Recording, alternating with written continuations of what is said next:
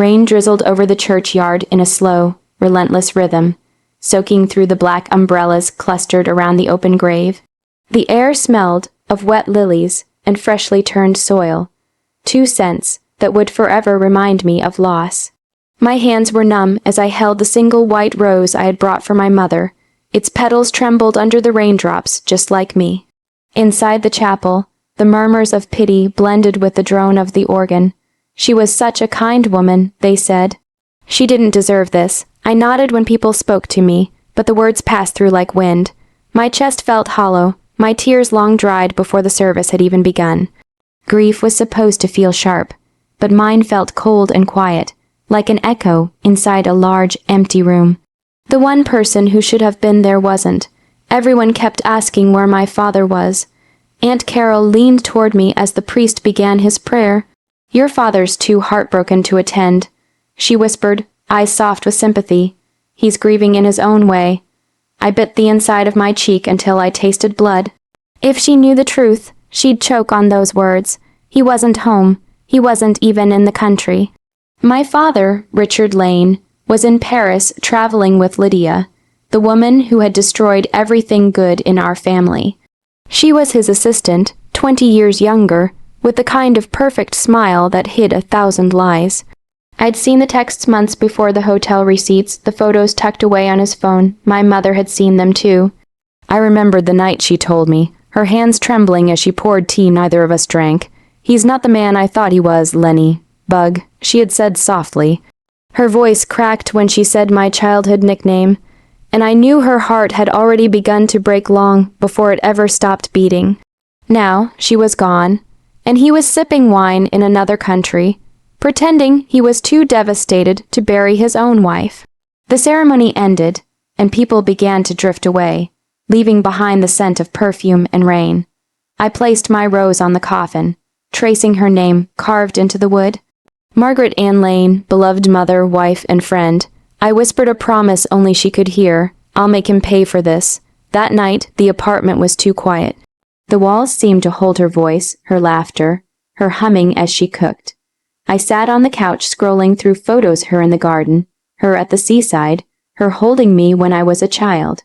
The ache in my chest deepened until it felt unbearable. Then my phone buzzed. I glanced down, expecting a condolence message. The number was unfamiliar, just a simple text, glowing faintly in the dark. "Elena, don't trust your father. Mom." My breath caught. The phone slipped from my hand and hit the carpet. I stared at the screen, at the words that couldn't exist. My mother's phone had been buried with her. I'd watched it go into the coffin. For a long time I sat frozen, the rain tapping at the window like faint knocking from another world. Finally, my trembling fingers picked up the phone again. The message was still there, sharp and real. My heart whispered what my mind refused to believe. Mom was trying to tell me something, and whatever it wasn't over. I didn't sleep that night. Every time I closed my eyes, the words flashed behind them. "Don't trust your father." It couldn't be real. It shouldn't be real. My mother's phone had been buried with her. I'd seen it tucked beside the folded white handkerchief she always carried, the one embroidered with her initials. But there it was, a message from her number, sitting in my inbox like a ghost had learned how to text. By morning, I convinced myself it was a mistake, maybe a cruel prank. Someone could have cloned her number or found her old exam card. That had to be it. Still, a part of me, the daughter who used to believe her mother could fix anything, needed to know more. I dialed the number, holding my breath as the call connected. 3 rings, then 4. Finally, the line clicked, and for a heartbeat I thought I heard breathing. Faint, uneven, then nothing. The call ended. A cold shiver crawled up my spine. That afternoon, while pretending to organize paperwork, I checked the number's registry. It was still under Margaret Lane, not reissued, not transferred, active at 6:47 p.m. Another message came. "You left the pie in too long, Lenny." Bug, still my favorite mistake. I froze. No one knew that memory except her and me. I was 10 when we tried to bake lemon pie for my school fair.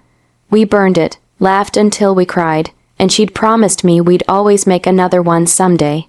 We never did. My fingers shook as I typed back, "Who is this?" The reply came seconds later. You know who. I stared at those 3 words until my vision blurred.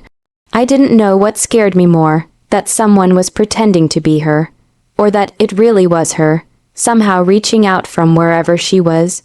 Over the next few days, the texts kept coming, always short, always familiar. Things only she could know, the lullaby she used to hum when I couldn't sleep, the pet name she called our cat, the nickname she had for me that even Dad didn't use. Then, one evening, as thunder rolled over the house, another message appeared. It wasn't an accident. Look in Dad's study. I dropped my phone. The screen dimmed, leaving me staring at my reflection, pale, why? Died terrified.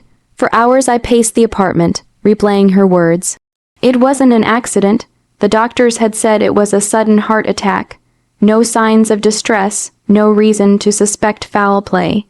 My father had accepted that explanation far too easily.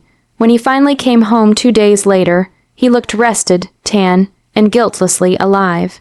The scent of his cologne and Lydia's perfume filled the air. Alina, he said gently, setting down his luggage. You should get some rest. You look exhausted. I forced a smile. Just tired, Dad. It's been a long week. He nodded, gave me a perfunctory pat on the shoulder, and went straight into his study, the same room Mom had always been forbidden from entering.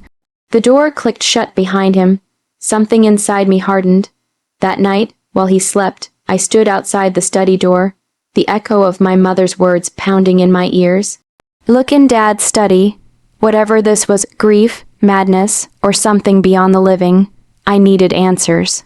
I slipped a hairpin from my bun, knelt by the lock, and whispered into the darkness, All right, Mom, I'll look. The lock gave way with a soft click, a sound that echoed like thunder in the silence of the hallway. My hands were trembling as I pushed open the door to my father's study, a room I had never been allowed to enter when Mom was alive.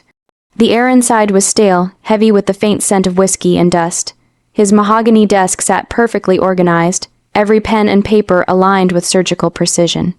On the wall hung a framed photo of my parents, smiling, happy, frozen in a time that had long since rotted away. I started with the drawers. Most held predictable things, business contracts, invoices, travel documents. But one folder caught my eye, Margaret Lane Insurance. My pulse quickened. I pulled it out and flipped through the pages. The documents were dated only 2 weeks before Mom's death. Her signature looked faint, hesitant. The beneficiary line read, Richard Lane. The policy was enormous, millions. I felt sick. As I kept digging, I found bank statements showing transfers to a foreign account, matching dates when he'd traveled with Lydia. There were emails too, flirty, reckless, written from his work address. It was as if he hadn't even cared to hide the affair anymore. I sat down, staring at the evidence of a betrayal, so deep it burned through grief, and turned it into rage. Then I noticed a small key taped beneath the desk drawer. My fingers shook as I peeled it free and searched until I found the tiny matching lock, a hidden compartment beneath the bottom shelf. Inside was a small glass bottle labeled metoprolol, my mother's heart medication, but the dosage didn't match the prescription the doctor had given her. The bottle was empty. My chest tightened as realization clawed at me. He did this. My phone vibrated suddenly, and I almost screamed. A new message flashed on the screen. You're close, Lenny. Bug, don't stop. I stared at it through a blur of tears. Mom, I whispered, what did he do to you? The next message came seconds later. He'll hurt you next. Get the truth before it's too late. That was enough to jolt me into action.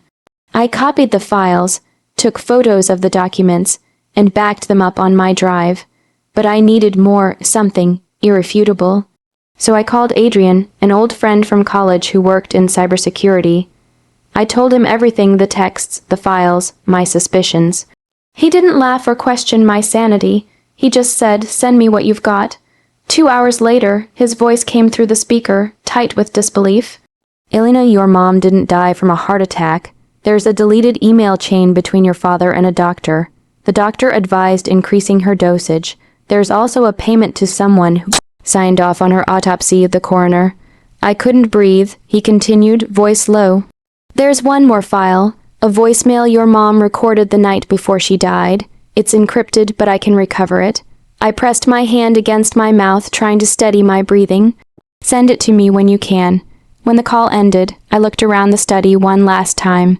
The trophies, the awards, the photos of the perfect family that never really existed. Everything about him was a lie. I left the door unlocked when I slipped back into the hallway. The air outside the study felt lighter, though my heart was heavier than ever. As I reached my room, another message buzzed on my phone. The truth hurts, but justice will heal. Be brave, my girl. I stared at the words until the screen dimmed. For the first time since she died, I didn't feel alone. Tomorrow, I promised myself he would. The dinner invitation was simple. Mom would want peace. I had told my father, masking the storm of rage simmering beneath my calm exterior. I even extended it to Lydia, whose smug smile had haunted our family for months. The table was set meticulously, candles flickering, silverware polished, wine glasses arranged just so, a scene of false serenity. When they arrived, my father looked ordinary, tanned, confident, and entirely unaware that the foundation of his life was crumbling. Lydia's perfume trailed behind them, a sickly sweet scent that made my stomach twist. He smiled at me. Elena, it's good to see you. Thank you for doing this. Closure, it's important, don't you think? I returned the smile, slow and deliberate. Yes, Dad, closure. The dinner progressed as expected. Polite conversation, small laughter, the clinking of glasses. I let him dominate the table, letting him think he'd won back a sliver of control. And then, as he reached for his third glass of wine, I said casually, You know, I've been thinking a lot about Mom lately. Her sudden death, it felt strange. His hand froze. I saw it, the flicker of guilt, the tightening of his jaw. Life is cruel, Elena, he said softly, trying to steer the conversation away. I leaned forward, lowering my voice. It doesn't feel like cruel. It feels like someone wanted her gone. Lydia's laughter was sharp, a false attempt to cut the tension. But my eyes never left him. Slowly, deliberately, I played a voicemail on my phone. A familiar voice filled the room, warm, gentle, unmistakable. Richard, if anything happens to me, Elena will know. The blood drained from his face. Where did you get that? I smiled. From your deleted files, Dad. You were so careful, weren't you? Hiding emails, bribing the coroner, falsifying reports, all for what? Money, lust, your ego. He stammered, searching for a lie, but none came.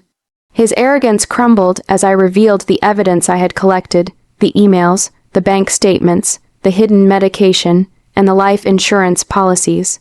Every detail pointed to his betrayal. Every hidden file a dagger to the heart of the man he thought he was fooling. Lydia clutched at his arm, but I ignored her. My focus was singular. My father's smug confidence had evaporated, replaced by fear, a mirror of the fear my mother must have felt. I pressed play on the next audio file, the encrypted voicemail of my mother's last words. Tears rolled down my cheeks as her voice echoed in the room, a haunting blend of warning and love. By the time the police arrived, the confession was complete. The evidence was undeniable. My father's face was pale, shock and terror etched into every line. Handcuffs clicked. Lydia cried, but her tears were useless. Later, I returned to my mother's grave, the night sky deep and quiet above me. My phone buzzed once more, gently this time. Thank you, my Lenny.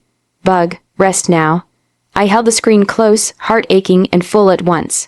And then the message disappeared. The number vanished, it was over. Her justice had become mine. Her love had guided me. And in the silence of the graveyard, under the quiet stars, I finally felt her peace, and my own. For the first time since that rainy morning at the funeral, I let myself breathe. I had lost her, but I had found the strength she had always believed I could carry, and that was enough.